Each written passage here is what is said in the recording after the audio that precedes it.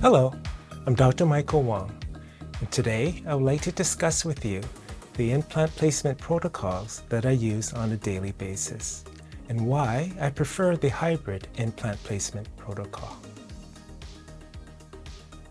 So since the introduction of implantology in the early 1980s, the placement of dental implants were mainly surgically driven, and the outcome was mainly evaluated whether the implant was integrated or not.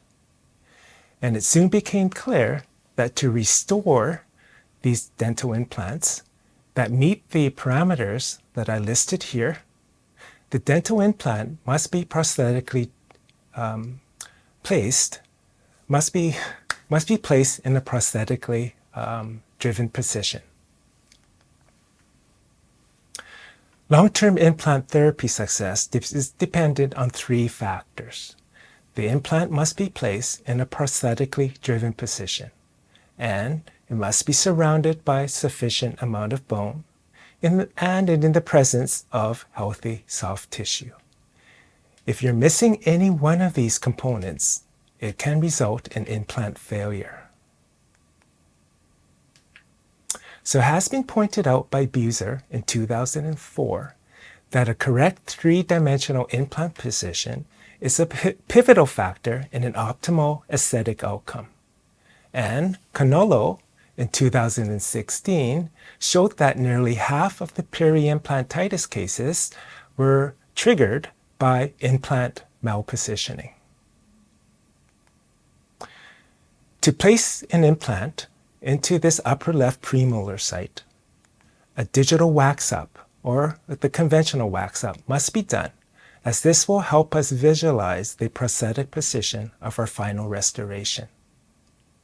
And with this in mind, the virtual implant is placed in a prosthetically driven position. And as our job as the clinician, we must somehow transfer this position into the patient's mouth. There are a couple ways of doing this. One way is using the freehanded protocol with the surgical guide or without the surgical stent. So that's the freehanded protocol with or without the surgical stent. And the other option is the computer-assisted protocol that uses the static surgical guide or the dynamic navigational guide. So today we'll be focusing on the free-handed protocol using the surgical Essex stent and the computer-assisted protocol using the static surgical guide. So the surgical Essex stent allows the clinician to check the prosthetic position and angulation of our osteotomy and implant during surgery. And it is essentially a copy of the wax-up that was done in the planning stage. It has an occlusal opening, which represents the screw access opening of our final restoration. And the buccal window allows for accessibility and visibility of the surgical site. And with the CBCT images, the clinician is able to place this dental implant in the optimal prosthetically driven position. So, the free-handed implant placement protocol uses a surgical stent and CBCT planning as references during the implant surgery. And the actual implant position and angulation is determined intraoperatively after raising the flap and the bone exposed. So the accuracy depends on the surgeon's experience and skill.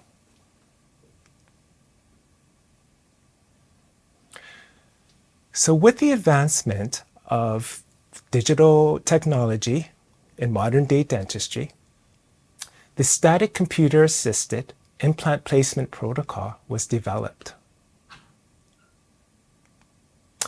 It uses a 3D planning software program like R2Gate, where we can virtually place that implant in the prosthetically driven position.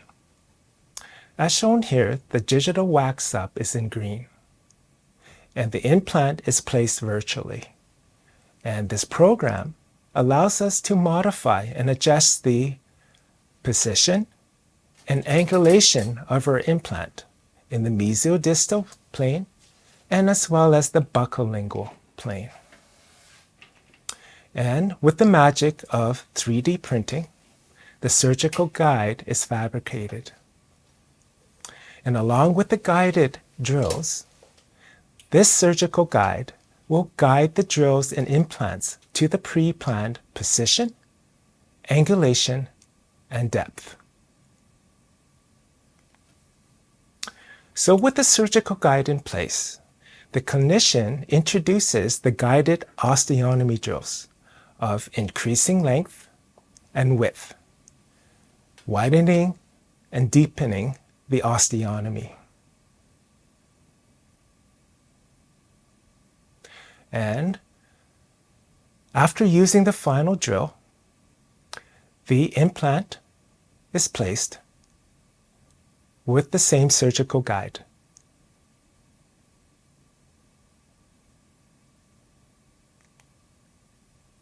So the static computer-assisted implant placement protocol is also known as the fully guided because it allows the clinician to use the guided osteotomy drills from the initial drill to the final drill.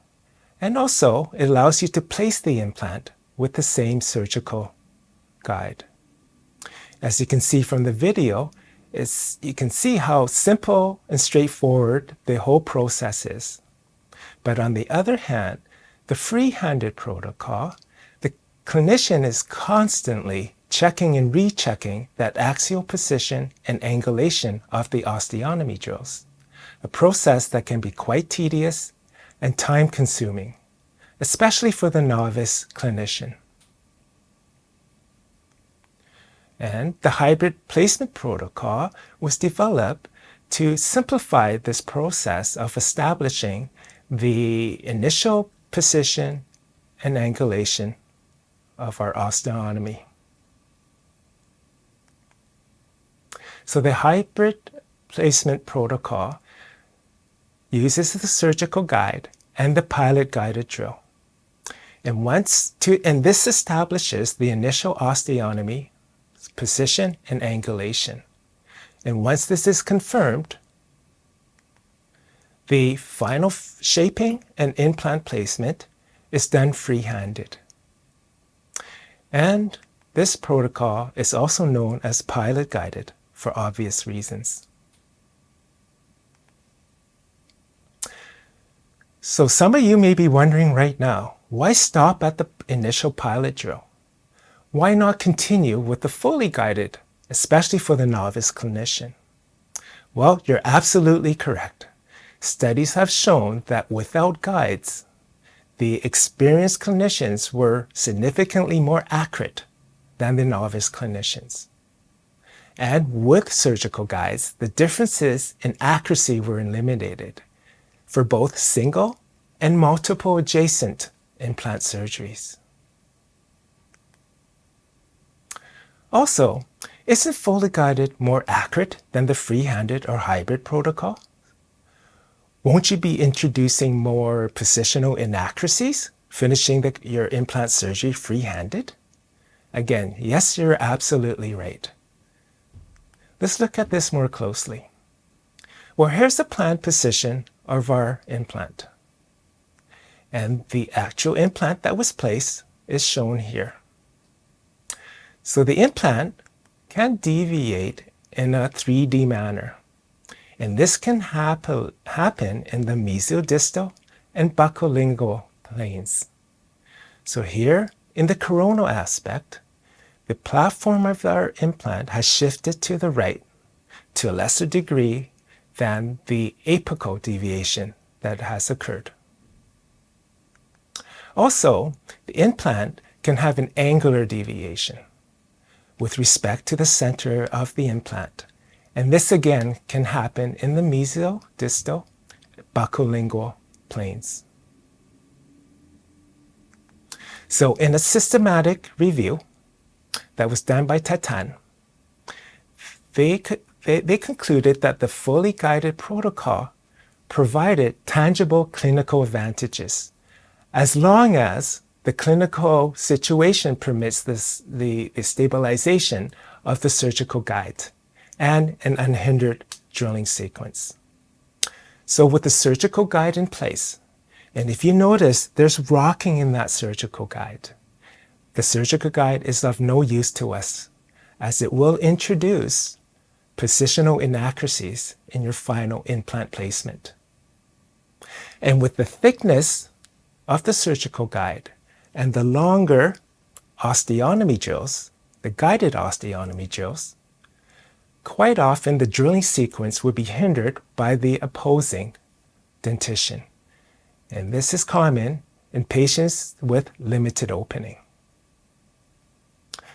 What they also noticed is that the fully guided protocol has lower bodily and angular deviations compared to the free-handed protocol. So keep in mind, the free-handed, though it's more accurate than the free-handed, it still has a little deviations from the planned position.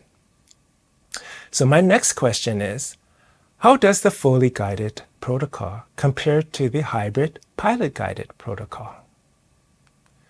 Well, in this randomized controlled study, where they studied all three protocols, they once again found that the fully guided was the most accurate.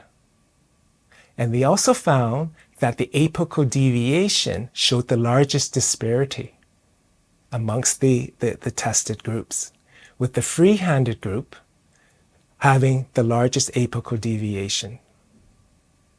And you know, in the apical region, there could be vital anatomical structures that could be nearby, like the inferior alveolar nerve, the mental foramen, and in the upper, the maxillary sinus.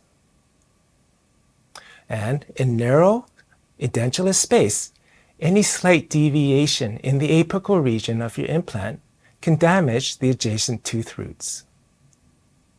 What they also noticed is that 19.2% of the implants placed in the free-handed group had to be cement retained. So what does this mean? Well, in our planning process, we always aim for a screw retained restoration. And in this study, 19.2% of the implants that were placed in the free-handed group turned the screw retained restoration into a cement retained restoration. Interesting.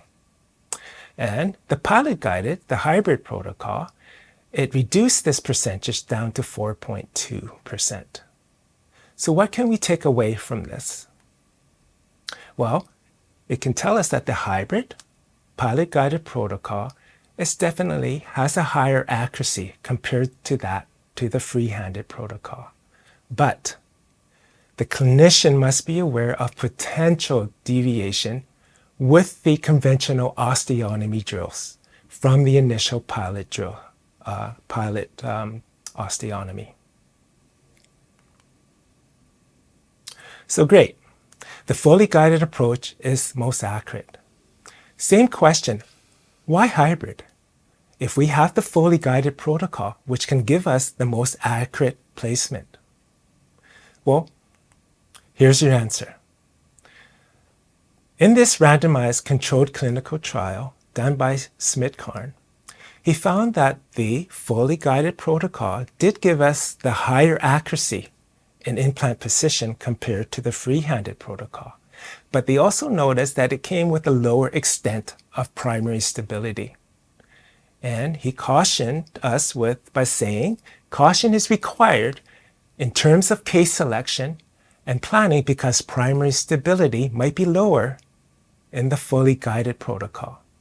And how they measured this primary stability is through RFA and insertion torque measurements.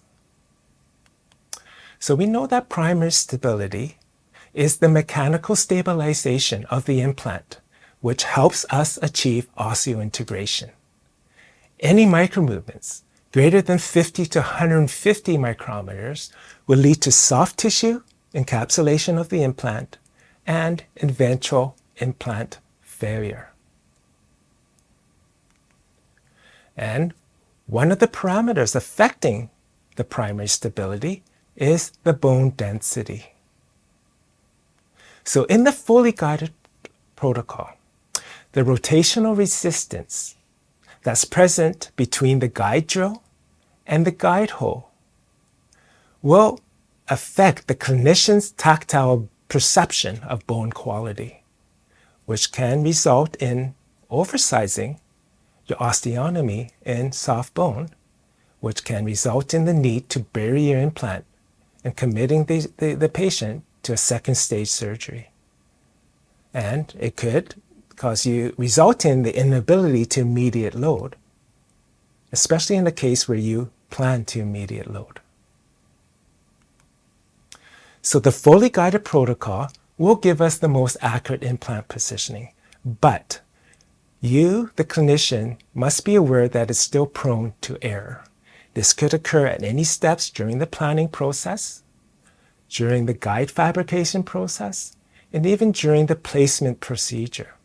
So it's recommended that you frequently evaluate the osteotomy at different stages of the fully guided protocol.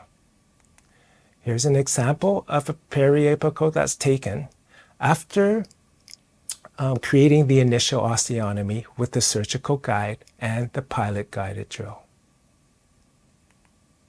So in the freehanded protocol, the main advantage for me is that it provides me a good tactile feel of bone quality, as this will allow me to determine if or how much undersizing of the osteotomy I need to do to attain that adequate primary stability.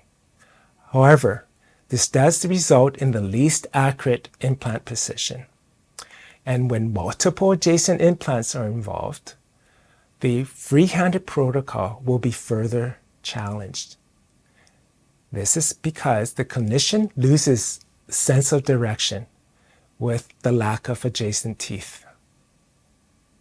And this is where the hybrid protocol can shine, where it allows me to use the superior accuracy of the fully guided protocol and finish off with the implant placement with the superior tactile feel of the bone quality, so that I can create and establish adequate primary stability for successful treatment.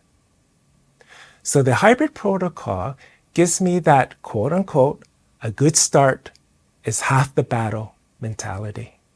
As a clinician myself, I spend the most time getting that initial position and angulation osteotomy correct. So as good as the fully guided protocol looks, it's quite tempting for most of us to use it as the one and only method for all our surgeries. However, I truly believe that the surgical guide and its protocol should be used as a tool. And the hybrid protocol is one example of how I use the surgical guide and its protocol as a tool in treating my cases. Thank you for your attention, and I hope you will give the hybrid protocol a try in your next case. In the meantime, take care. Goodbye.